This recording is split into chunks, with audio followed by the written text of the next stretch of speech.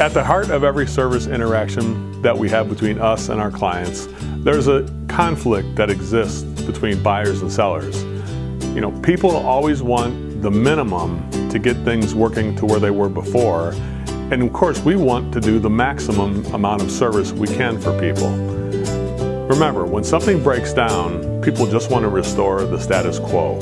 Now, even if we did get the system working to the status quo, we would only be getting things working to where they were probably 50, 60 years ago in this home. So the status quo is just not good enough to do world-class service. You know, let's just best way I can illustrate this is with a story about my dad. My dad came to visit us here in Los Angeles a few years back, and he's 87 years old now, but back then he was in his 70s. And my dad came to our house and we had a conflict. My dad just wanted a minimum cup of coffee. He just wanted to make his own coffee with a coffee pot. And he asked us, hey, where's the coffee pot? And I said, hey, we don't have a coffee pot. We actually go to Starbucks and we buy coffee every day. And he says, you go all the way to Starbucks every day to buy coffee when you can just make your own? And of course he wanted the minimum. So I said, let's go to Starbucks, Dad. And we took him on a tour of what the maximum looks like when it comes to coffee. So we went to the store and he walked into the place and he said, oh, there's a lady who makes coffee. And he walks right over to the lady and he says, hey, sweetie, just give me a cup of small coffee. That's the minimum you could get. She said, well, sir, here's what we need to do. We need to have you walk right over by the line over there, and then you walk past the pastries, you look at the menu, and then you order. And he's like, okay, well, can't you just make me the coffee now and I'll go pay for it? And she says, well, you need to walk by the pastries, you need to pay for it first, and look at the menu and find what you like, and then we'll make the coffee at the end of it. And at first he was a little bit disappointed. That was the conflict. And of course, if you wanted to start coffee from Starbucks, that's just how they're going to do it. So we did all that. He waited in line. He got to the cashier and she said, welcome to Starbucks. How can I help you? And he said, well, I just want a small coffee.